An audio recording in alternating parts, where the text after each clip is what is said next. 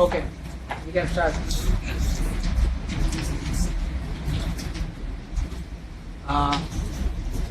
Case studies में कौन सी चीज़ें देखनी है? तो identify all stakeholders. Generally कौन कौन से स्टेक होल्डर्स होते हैं? You yourself, the employees of your department, department itself, society at large, government. So all these stakeholders are there. Then even in your final answer you have to make sure, वहाँ पे आप लिख सकते हैं कि भाई this option takes factors in the interest of all these stakeholders. सभी के लिए ये ऑप्शन अच्छा है. That you can explicitly mention in the last, but initially if you do not identify those stakeholders explicitly, that's okay. So stakeholders, then options को evaluate करने के लिए all these frames you can use: deontological, rights, utility, egoism, virtue perspective. So there you have to use all. आप explicitly ये नाम न लिखे फिर भी चलेगा, अगर ये नाम का आप उल्लेख करें even then it's fine. So it doesn't matter whether you use deontology word or not. Terminology से उतना फर्क नहीं पड़ता. Peripheral issues. Every aspect of the question should be addressed. That is bare minimum. But there are some aspects which lies on the periphery of our ethical concern. तो उसको भी address करना है. So, for example, अगर labour issue वाला हो, child labour का issue हो, तो आपके पास क्वेश्चन ये है कि आपको रिपोर्ट करना है या करप्शन करना है, रिपोर्ट करना है. रिपोर्ट करोगे तो उसका रोजी रोटी चली जाएगी, जो चाइल्ड के पेरेंट्स है उसकी. सो this is the central issue. But peripheral issue is आप उनको एड्रेस कर लेते हो, फिर उस बच्चे को कोई एनजीओ या स्कूल में छोड़ देते हो ताकि वो एजुकेशन अपना कंप्लीट कर सके. That's a peripheral issue. So those issues should be addressed also. Value source, आप वैल्यू कॉन्फ्लिक्ट को आइडेंटिफाई करना हो या कोई ऑप्शन हो, तो ऑप्शन में ही अगर आपको देखना हो कि कौन सी इससे वैल्यू एनहांस हो रही है या नहीं एनहांस हो रही. ठीक है. फॉर एग्जांपल, इस बच्चे को एनजीओ के पास छोड़ आना. ठीक है. You report that thing into the police because there is a violation of a law, right? Then you put that children into a NGO run school और whatever. So social support, he और she will get a social support. उसमें you can identify कि चलो इससे empathy जो value है that उसका relevance बाहर आता है. सिमिलरली कोई अगर स्पेसिफिक डिपार्टमेंट है तो उसके कोड ऑफ कंडक्ट आप, if you are a doctor तो फिर आपकी वो हिपोक्रेटिक ओथ बाहर आ जाएगी, वो वहाँ पे रिलीवेंट होगी. If you are engineer then उसकी प्रोफेशनल वैल्यूज अलग होती है. सो ये सारी वैल्यूज वहाँ से बाहर आ सकती है. ये सब हो जाए, मोरल रीजनिंग हो जाए, then also try to show that it is also consistent with your conscience. क्योंकि your conscience should say what is morally correct, right? दोनों चीजें कोइंसाइड होनी चाहिए. मोरल रीजनिंग से जो डिसीजन आ रहा है एंड आपका कंसायंस जो कह रहा है, दैट शुड कोइंसाइड. एंड ये आपको एक्सप्लिसिटली बताना है कि this is also a voice of my conscience और व्हाटएवर. सिमिलरली अगर आपको वो कोई ऑप्शन आपको रिजेक्ट कर रहा है, then you can reject on the basis of the fact that your conscience doesn't permit it. Ethical development more than institutional aspect. This is not a question of paper 2 or paper 3. यहाँ पे moral reasoning का prominence ज़्यादा है, institutional aspect का prominence कम है. So the focus should always be on moral development. So persuasion है, giving another chance to reform है, warning देना है. Yes, all this things should be kept in mind. ऐसा नहीं है कि डायरेक्टली उसको पनिश कर देना है. स्टेटस क्यू इज, आप 4 ऑप्शन अगर आपके पास होंगे तो one will be like distinctly status Q is, उससे स्टेटस क्यू अपहोल्ड होगा, उसे रिजेक्ट कर देना है. वो आपको डाइवर्ट करने के लिए ही होता है. So on what basis? Status quo means lack of courage, timidity, dereliction of duty. On these grounds you can reject the status quo option. कुछ ऑप्शंस में वो ये होता है कि you to generate the options. So there are two ways I think where you can generate option. One is like this, best, worst. फिर escape वाला है, इसके एस्केप वाला छुट्टी पे चले जाओ, बीमारी का बहाना दे दो, ये एस्केप वाले हैं. और मिडल वे जिसमें थोड़ा कॉम्प्रोमाइज होता है, थोड़ा वैल्यू ऑफर्ड होती है. So this four options you can generate. This is one way. Second way is आपको पहले से पता चल जाएगा कि आपको कौन सा डिसीजन लेना है, राइट. सो वो आपका फाइनल डिसीजन को 4 ऑप्शन में डिवाइड कर दो और फिर 4 ऑप्शन में रखो आप. फॉर एग्जाम्पल, अगर आप पहली चीजें परस्यूएट करने की बात कर रहे हो, so that should be the alternative. In this we took the example of child labour issue, right. उसमें क्या था कि रिपोर्ट FIR. अगर कोई चाइल्ड लेबर का इंसिडेंस आप देख रहे हो, then report as an FIR register करो. दूसरा आप क्या कर रहे हो, बच्चे को NGO में छोड़ दो. You are doing 2 things. So now what you can do is divide those 2 decisions in 2 options. और उसके साथ कुछ गलत चीजें भी जोड़ दो. तो एंड में आपको क्या लगेगा, इंप्रेशन ये बनेगी सभी ऑप्शन में से आपने बेस्ट ऑप्शन ले लिया और जो गलत चीजें थी वो छोड़ दी. सो चूज एंड पिक वाला इंप्रेशन एग्जामिनर पे पड़ेगी कि इसने सभी ऑप्शन को इवेल्युएट किया है, जो अच्छी चीजें वो रख ली है, जो बुरी चीजें वो निकाल दी है. So that's another alternative.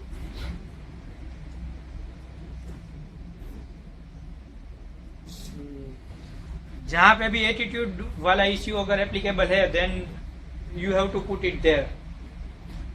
तो वो वहां पे आ जाना चाहिए. So attitude change as such should be priority, right, rather than directly going for punishment. So attitude change, persuasion, ये सब चीजें वहां पे होनी चाहिए.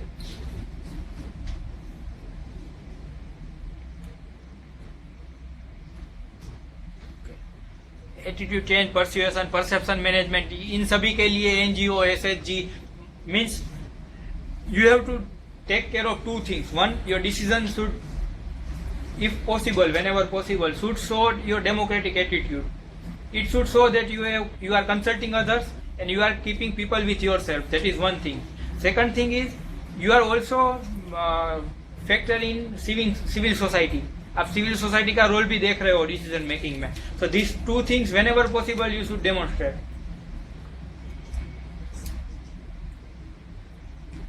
कंसल्टेटिव डिसीजन मेकिंग, ये हमेशा बेटर ऑप्शन होता है. So whenever feasible you should always mention कि सभी को पूछ के मैं इनपुट लूंगा उसका. That's a democratic way. Okay, ये सभी एस्पेक्ट्स एप्लीकेबल ना हो शायद सभी टेस्ट केसेस में, but this are the frames. Whenever you see an option, quickly go through all these alternatives. ये applicable है, नहीं है. Then the whole answer will come up to you. Okay, so we will take up a few examples.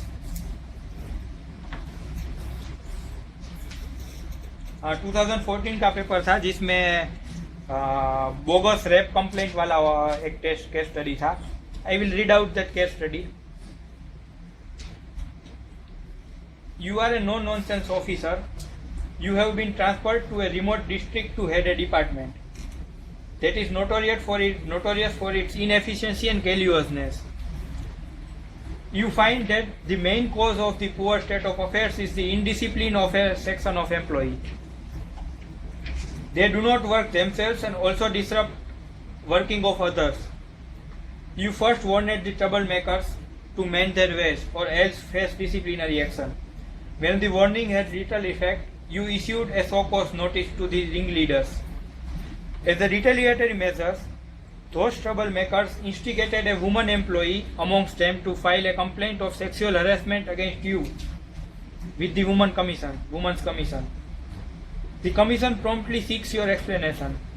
The matter is also publicized in the media to embarrass you further.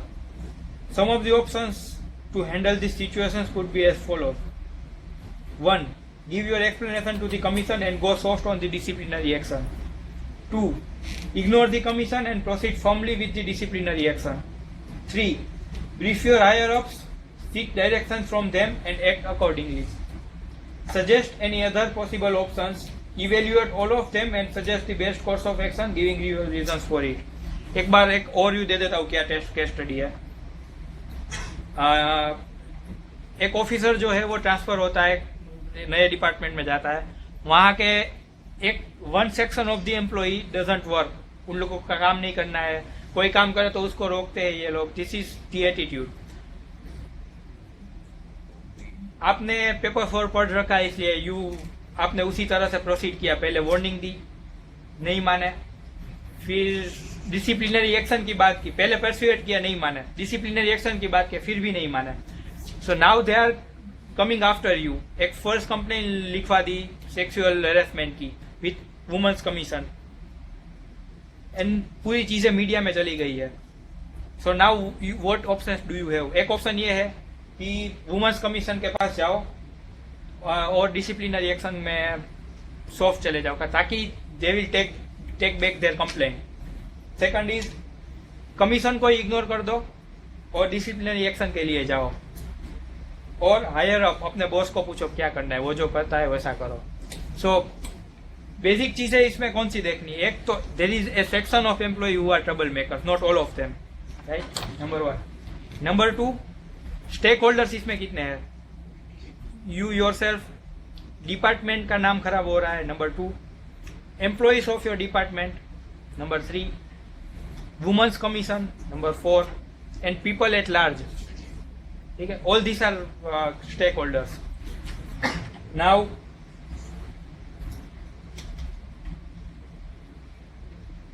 Second thing that you will notice is persuasion वाला रास्ता खत्म हो गया है। He already tried to persuade them, they didn't bulge, उसका काम नहीं हुआ फिर भी। सो अब वो करने से कुछ उतना फर्क नहीं होगा, क्योंकि वो ऑलरेडी कर चुका है वो। Now let us evaluate the options. अच्छा, इसमें सबसे पहले क्या डिसीजन होगा, फिर उसके मुताबिक हम इवेल्युएट करेंगे। एक तो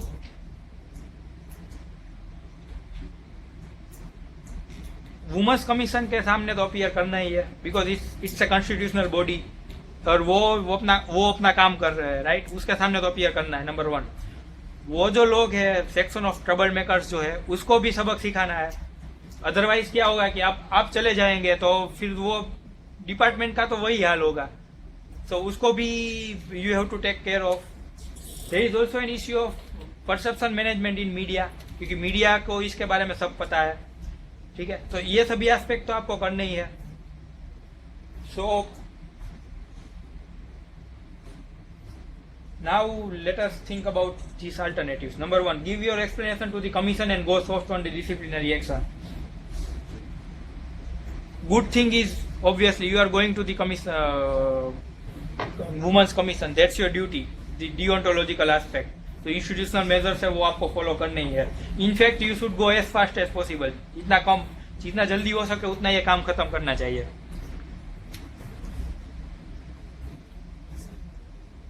The positive part is, if your case is genuine, then Women's Commission will relieve you and you will come out innocent. So that should be done. The second aspect is going slow on disciplinary action. ये किसी के favour में काम नहीं करेगा। एक तो this is timidity, ठीक है, on your part this is a show of timidity. Second aspect is उन लोगों को इंसेंटिव वो इंसेंटिव मिलेगा कि चलो ऐसा कर देते हैं तो ये लोग सीधे लाइन में आ जाते हैं। सो दे विल बी फर्दर एम्बोल्डेड, ये दूसरी बार भी वही करेंगे। सो उन लोगों के लिए भी ये गलत है। So that is not the way. Disciplinary action को कम कर देना और वो this is not a feasible way.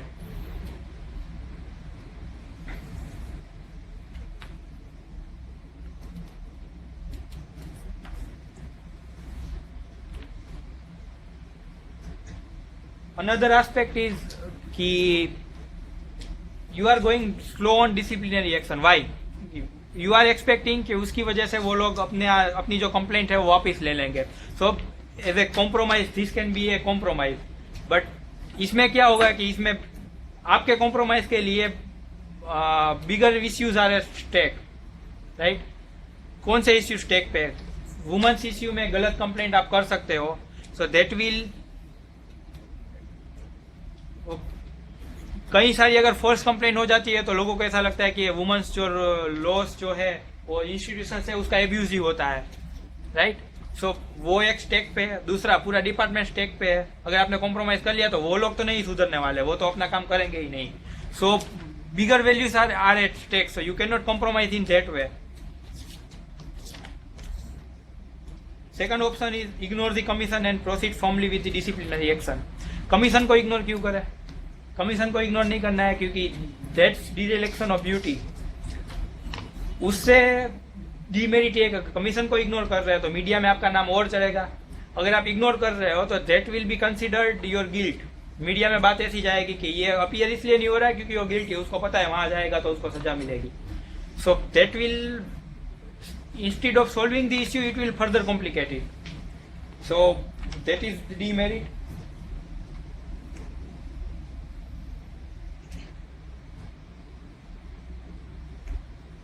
Second is, अगर आप कोऑपरेट नहीं करते हो तो ऑफिसर के ऊपर भी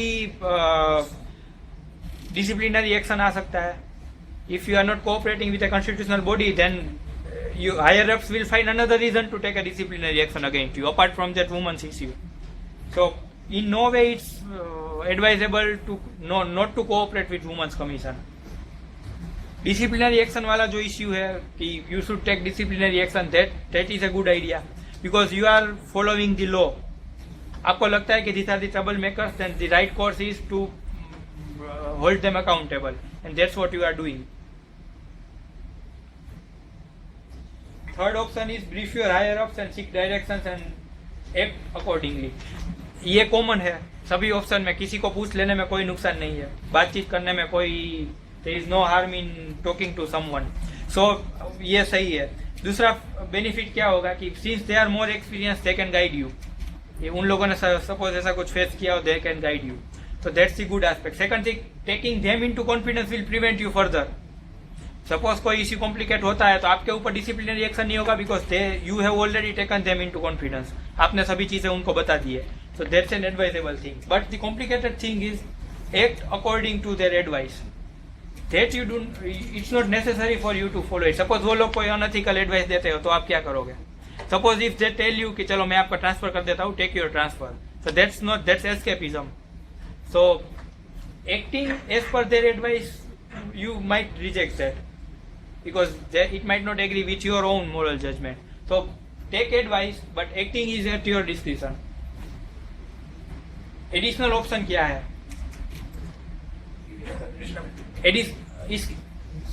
Beyond this we can also add our option. That freedom is given in the option question. So we should try to add the attitude issue here. Persuasion किस पे काम कर सकता है? एक वो वुमन पे जिसको like she is being made a victim on in all this issue, फायदा उन लोगों का हो रहा है और कॉस्ट से इसको मिल रहा है, उसका नाम खराब हो रहा है। सो उसको परस्यूएट किया जा सकता है, ठीक है। सो यू कैन परस्यूएट हर कि भाई आपकी प्राइवेसी वायोलेट हो रही, your name is in media and this issue will go further, आपका सोशल कैपिटल जो है वो कम हो जाएगा इससे। So all this things you can persuade there. Second is, एक दूसरे स्टेक होल्डर है उसको भी परस्यूट आप कर सकते हो। जो अच्छे एम्प्लॉइज है, trouble makers are few only, जो अपना काम कर रहे हैं ठीक से, उस सेक्शन ऑफ एम्प्लॉय को आप परस्यूट कर सकते हो कि they can help you, they can testify in your favour, they can testify against this trouble makers, तो उसको आप परस्यूट कर सकते हो। So these two people are there where the scope of persuasion is there. So now you have added the attitude component. Now public perception, the emotional aspect, emotional intelligence aspect of it. अब media में एक common strategy ये होती है कि as I said, anonymity is a cardinal principle of a civil service, ठीक है। तो बाय डिफॉल्ट ऐसा है कि सिविल सर्वेंट को मीडिया में नहीं जाना है। That's one aspect that you can adopt here कि मीडिया को अवॉइड करो, but that I don't think that's a very good option here. Why?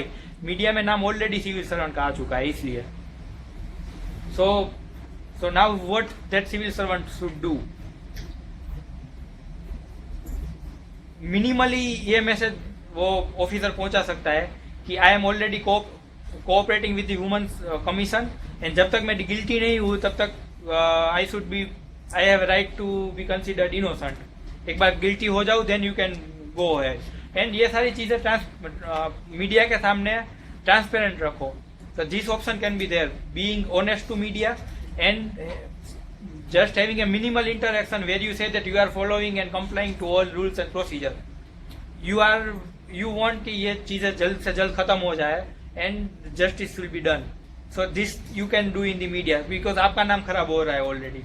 अगर आप मीडिया से बाहर जाओगे तो मीडिया और आपका नाम खराब करेगी कि see he is guilty and therefore he is not coming in media. So no comments please. वो एटीट्यूड यहाँ पे नेगेटिवली काम होगा.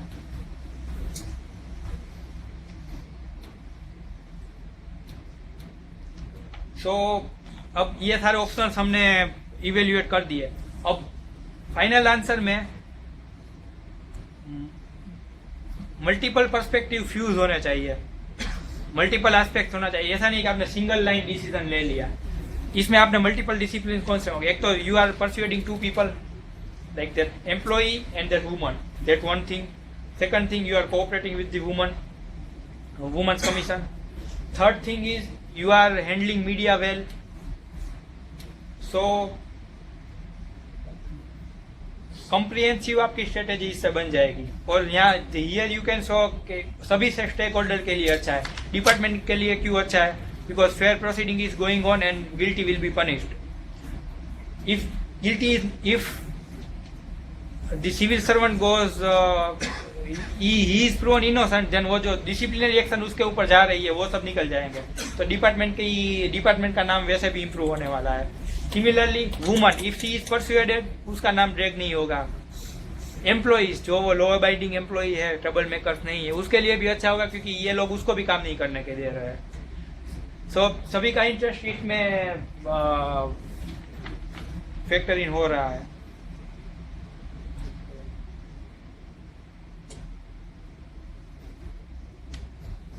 और ट्रबल मेकर्स को लग जाएगा कि ये ऐसे कोई नहीं मानने वाला, ऐसे टेक्टिक्स नहीं चलने वाले हमारे. So troublemakers will be discipline. So this is one way to answer this question. There can be other ways as well, right?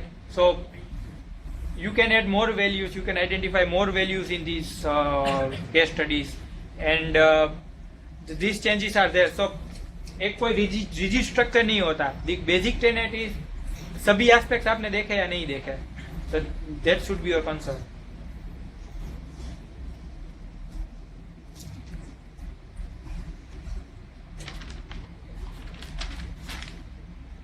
Another example will be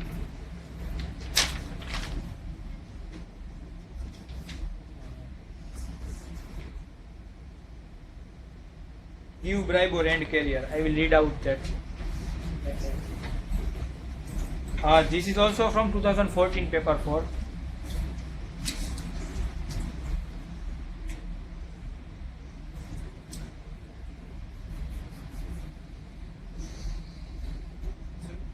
Yes.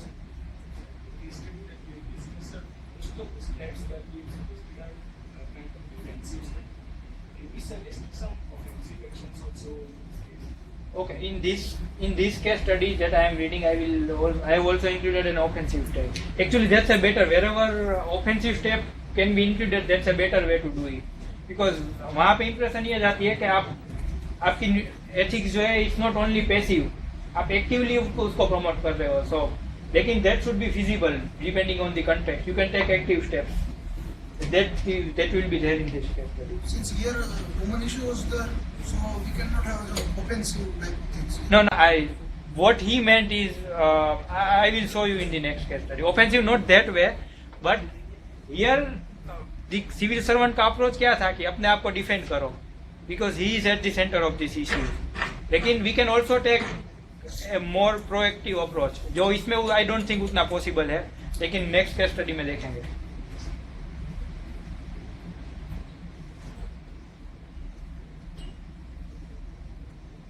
Suppose you are the CEO of a company that manufactures specialized electronic equipment used by a government department.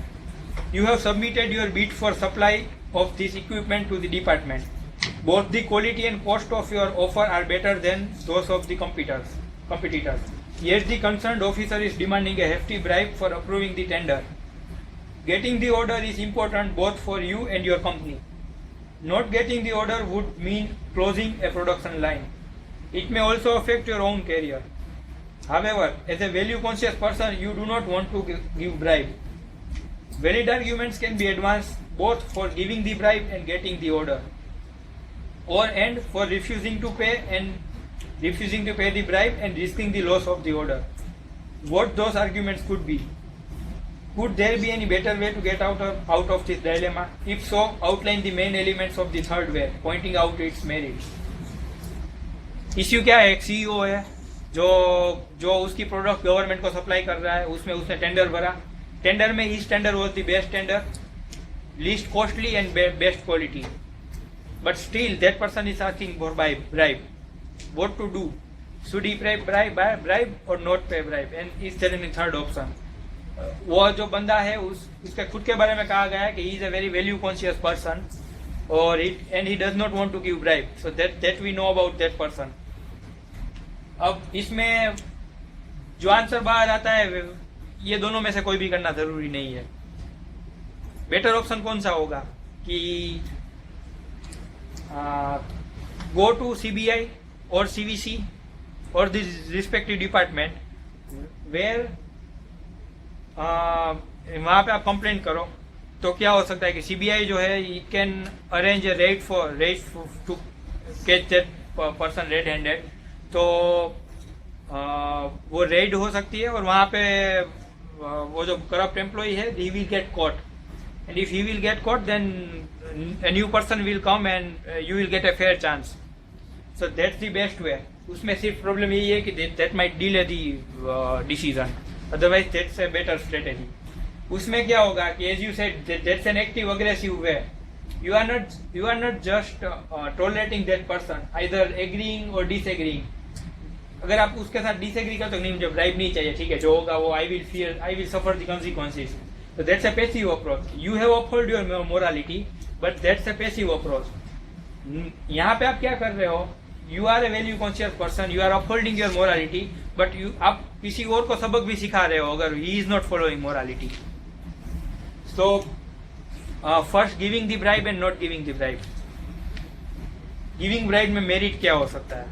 Obvious merit is profit for the company, and that's what you are working for. You are working in a private organization and that's your profit. So profit making आपका सबसे important aim होता है. So that's what you are doing.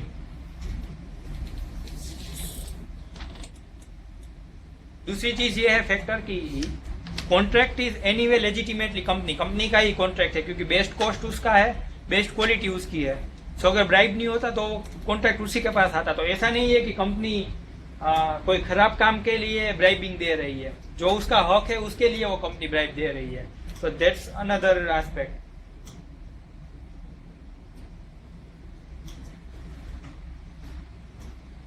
और consumer का interest इसमें maintain हो रहा है. अगर सपोज ये ब्राइब नहीं देता, किसी को कोई और ब्राइब देता, तो उसकी प्रोडक्ट या तो महंगी होती या तो उसकी क्वालिटी खराब होती. तो कंज्यूमर का इंटरेस्ट इसमें मेंटेन हो रहा है. और कंपनी को जो फायदा है, खुद का फायदा है, वो तो है ही. मतलब इगोइस्टिक पर्सपेक्टिव से जो फायदा है, यूटिलिटेरियन से जो फायदा है, वो तो ऑलरेडी है ही. डीमेरिट क्या है? ब्राइब को इंसेंटिव मिलेगा, वो दूसरी बार ब्राइब मांगेगा, तो you are not stopping it. Company का प्रॉफिट कम होगा इससे, राइट? अगर जितना पैसा ब्राइब में जाता है उसका प्रॉफिट उसका कम होगा.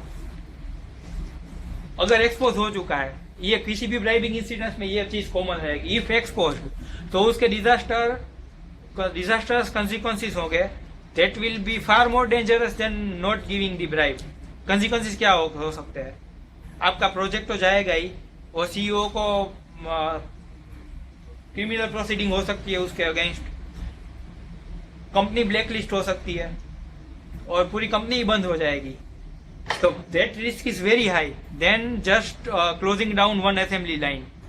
सो जो पकड़े जाते हो तो रिस्क उसका डिस्प्रोपोर्शनेट हो जाता है. तो इफ एक्सपोज तो रिस्क विल बी देयर.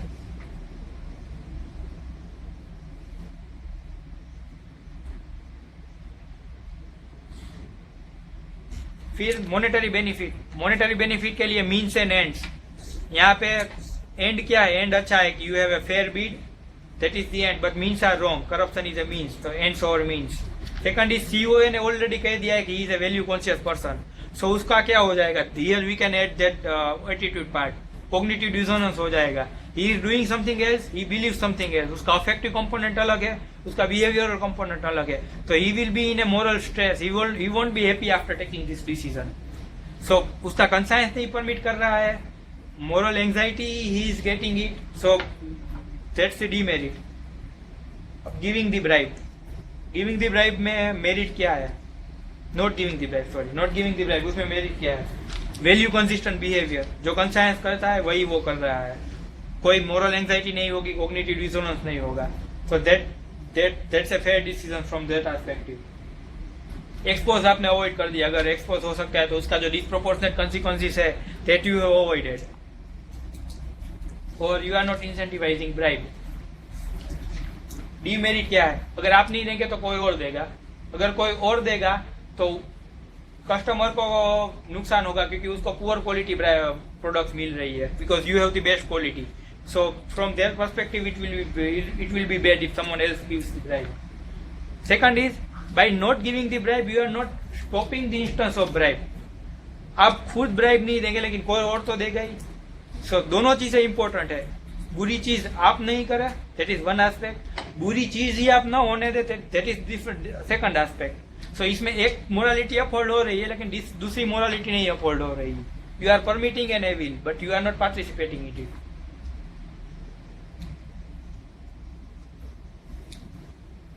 और सीईओ का खुद का और कंपनी का खुद का तो गैरफायदा है ही, मतलब इगोइस्टिक पर्सपेक्टिव जो है शेयर होल्डर का गैरफायदा है, फिर सीईओ को उसके कैरियर में प्रॉब्लम आ सकती है।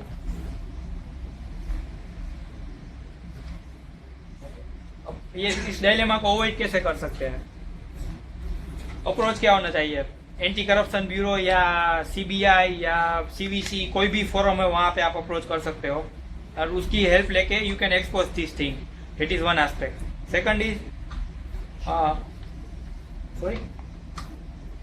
Is here again that aspect of democratic decision making, talk with your board of directors or the relevant stakeholders in your company and keep them in confidence. I am taking this decision, there are risks associated with it. What is risk? Risk is it might get delayed, so they are the risk, and अगर आपने उन लोगों को confidence में ले लिया then your decision will be smoother, अगर उसके एडवर्स consequences भी आते हैं then उसका रिजल्ट आपके लिए स्मूथ होगा, so you will to take these people into confidence।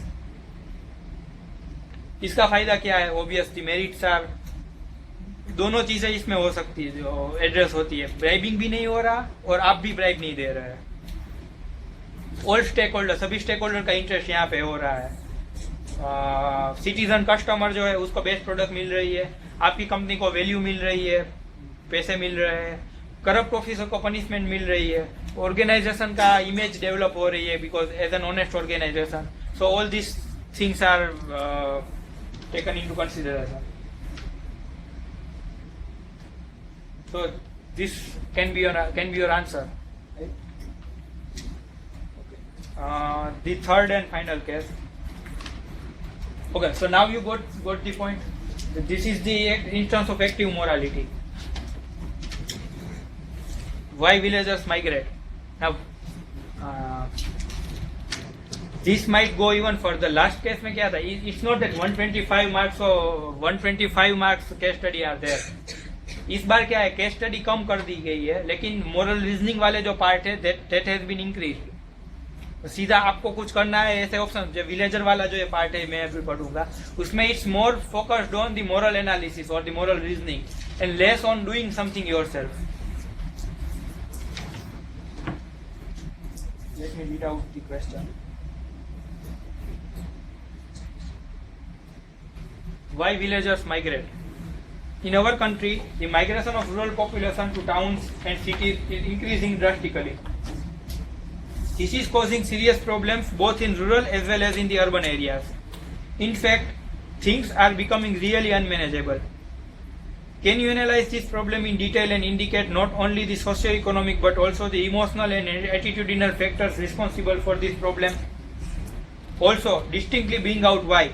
1. Educated rural youth are trying to shift to urban areas. Landless poor people are migrating to urban areas. Even some farmers are selling off their land and trying to settle in urban areas, taking up PT jobs. 4. What feasible steps you can suggest which will be effective in controlling this serious problem of our country?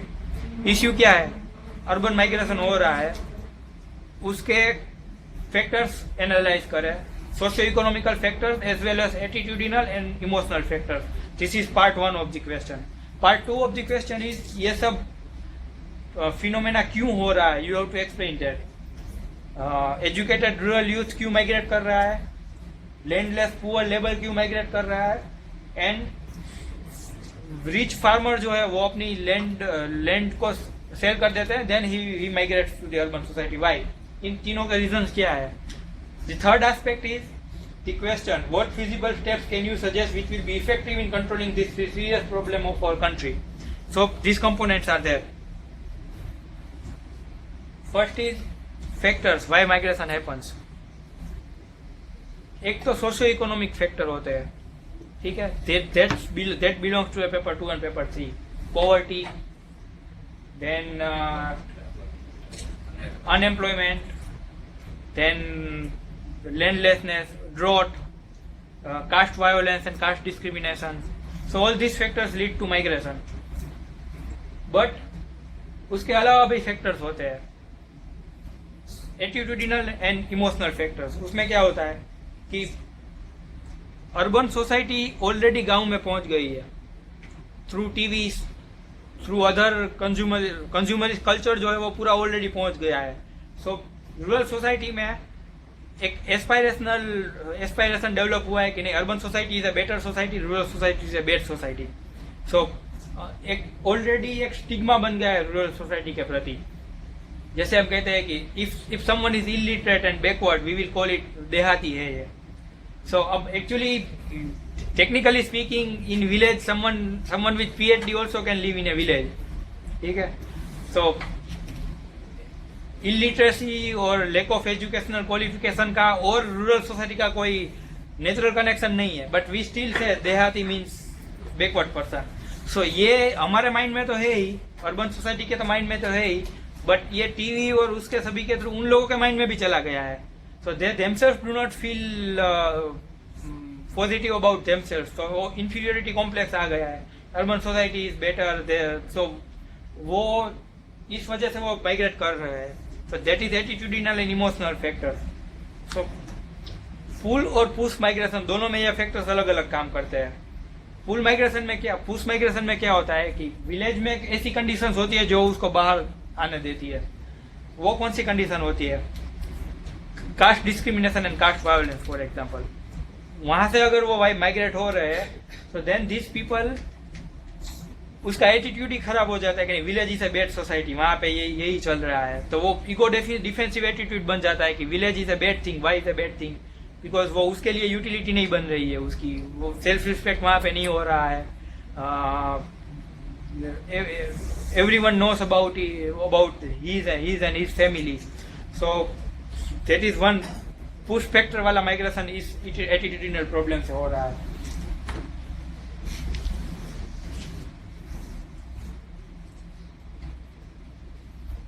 दूसरा frustration push factor में ही आता है. Frustration क्यों आता है? when you are crop failure होता है, drought होता है for example. so you are in debt, you cannot work even more, so you are not achieving your success, you are getting failures after failure. So that creates frustration. फिर आपको लगता है कि नहीं, grass is the greener at the other side, so you will go there. आपको वहाँ जाना होता है. so ये attitudinal factors काम करते हैं. फिर poverty का एक, there is also a culture associated with poverty, lack of self confidence, and the decision making is different from like exposure to alcohol and all these aspects are there. So वो भी contribute करता है. So this is push factor. So I have divided the factors in push factor and pull factor. Pull factor में क्या attitude factors होते हैं? So एक urban life is superior, as I said. देहाती मतलब वो गांव का लोग. So that is one factor. दूसरा aspirations होता है. It's urban society is a mobility वहाँ पे ज़्यादा होती है, caste mobility, class mobility, whatever, all kind of mobility is there, greater freedom is there, वहाँ से आपको कोई पूछता नहीं कि आपकी जात पात कौन सी है, so greater freedom is there, so this factors lead to full migration. Now so this is our overall analysis where more focus will be on attitudinal and emotional factors rather than the socio-economic factors. अब वो 3 cases है जिसमें हमें समझाना है कि क्यों migration हो रहा है. एक केस ऐसा है कि एजुकेटेड रूरल यूथ जा रहा है, उसमें अगर आप देखेंगे तो वहाँ पे सेंसिबल रीजन ज़्यादा है. If there is an educated rural youth then he has better reasons to work in an urban environment. वहाँ पे अपॉर्चुनिटी ज़्यादा होती है, कंपनी होती है जहाँ पे वो काम कर सकता है, अपना खुद का बिजनेस स्टार्ट कर सकता है. So there is a rational choice. वहाँ पे सोशियो इकोनॉमिक रीजन जो है दैट डोमिनेट्स मोर. दूसरा जो केस है धीरे धीरे वो स्टेक बढ़ाता, वो अर्बन सोसाइटी में इंटीग्रेट होने के स्टेक कम हो रहे हैं. सेकंड ऑप्शन में क्या है, लैंडलेस पुअर है, वो सिटी में जाएगा. Landless poor people are migrating to urban slums. उसका मतलब क्या, उसकी socio economic condition rural society में क्या थी, उसके पास लैंड नहीं थी, राइट. अब वो अर्बन सोसाइटी में जाएगा, वहां भी वो क्या करेगा, स्लम में रहेगा. So the poor here will remain poor there. So socio economic condition में उतना चेंज नहीं आ रहा. Even then he is going to urban society. पहले केस में क्या था कि टेंजिबल डिफरेंस था कि सिटी में जाओ, नौकरी लो और मजे करो. यहाँ पे वो टेंजिबल डिफरेंस नहीं है, there is equality, still that person is going. Third case उससे एकदम उल्टा है. Even some farmers are selling off their land and trying to settle in urban areas, taking up PT jobs. यहाँ पे actually कम हो रहा है उसका स्टेटस. वहाँ पे he was a landlord, उसके पास लैंड थी, अच्छा उसका स्टेटस होगा रूरल सोसाइटी में. फिर भी वो सिटी में जाएगा, कोई एक छोटी चपरासी की जॉब लेगा और वहाँ पे वो अपना काम करेगा, पीटी जॉब ले लेगा. वाई, यहाँ तो उसकी एक्चुअली सोशियल इकोनॉमिक कंडीशन कम हो रही है बढ़ने से ज्यादा, still he is going. So what pattern we can see is, first option में सोशियो इकोनॉमिक फैक्टर डोमिनेट करता है. सेकंड फैक्टर में इट्स ऑलमोस्ट इक्वल, उतना फर्क नहीं होता. थर्ड फैक्टर में सोशियो इकोनॉमिक फैक्टर ही नहीं है, एक्चुअली काउंटर फैक्टर है. Even then he is going. So emotional attitudinal factor वहां पे डोमिनेट करता है. So that should be the flow of our analysis. So option 1 में क्लियर यूटिलिटेरियन अप्रोच है. ऑप्शनल 2 में इक्वल कंडीशन है, तो यूटिलिटेरियन अप्रोच उतना स्ट्रॉन्ग नहीं है, एटीट्यूडल फैक्टर भी है उसमें. ठीक है, उसको लगता है कि he is frustrated and now he thinks better society is there in the rural urban area. जो उसने he is expose to media और उसने देखा होगा कि सिटी में city scape is land of opportunities, so he is impressed that way. Third में counter utilitarian purpose है, फिर भी जा रहा है. तो उसमें क्या है, the factors that we analysed, कि अर्बन कल्चर ऑलरेडी पहुंच गया है उसका वहाँ गांव में.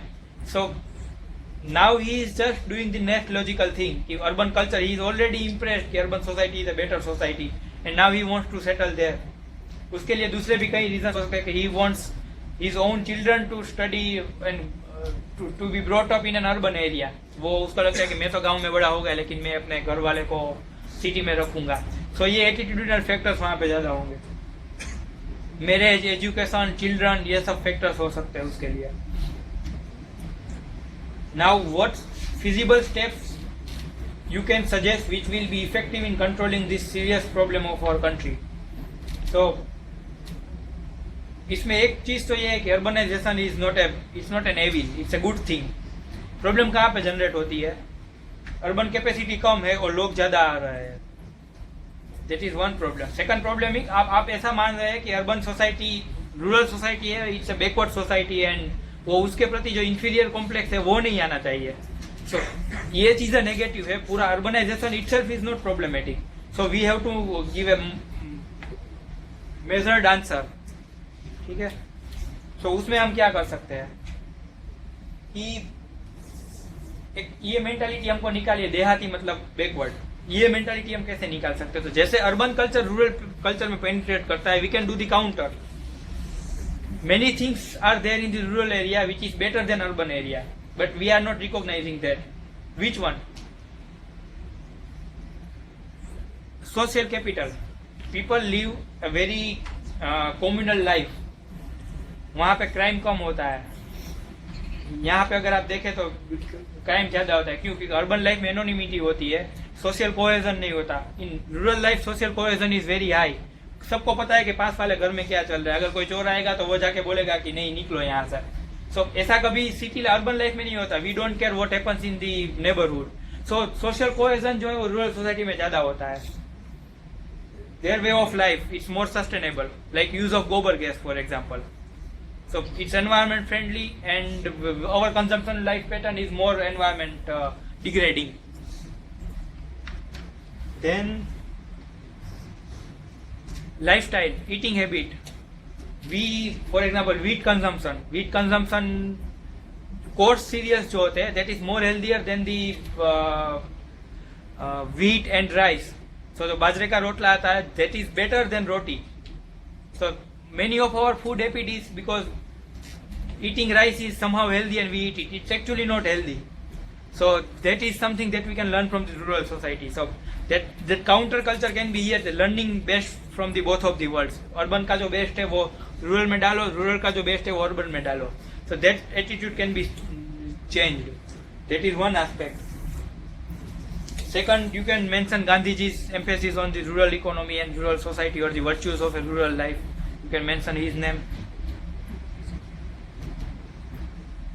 Okay. And apart from that, in one or two line, you can add the socio-economic condition better, better government and government intervention on all that. But that should be minimal. Basic threat should be here. So that will address why एक बार वो urban culture चला गया, वो dent हो गया, तो फिर वो एस्पायरेशन भी चली जाएगी. वो फार्मर को ऐसा नहीं लगेगा कि मैं अपनी लैंड बेच के वहां पे चला जाऊं, क्योंकि उसको लगता है कि no, even my life is good enough. फिर ओपन स्पेसिस होते हैं in rural society. We have no respect for open spaces. Open हो वहां पे भी लोग पार्किंग कर देते हैं.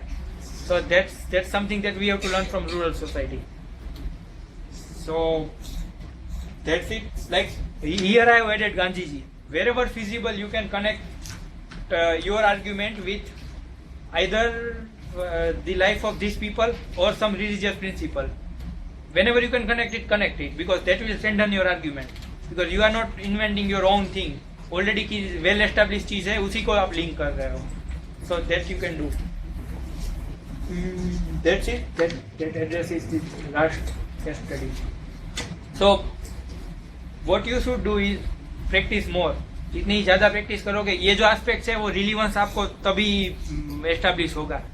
अभी ऐसा हो सकता है कि वो इमीडिएटली स्ट्राइक नहीं होता कि यहाँ पे एटीट्यूड मैं कहाँ से डालूँ, इमोशनल इंटेलिजेंस कहाँ से डालूँ. That will come with a habit. In fact that's what even I am doing. So any questions? If not then we can call it a day.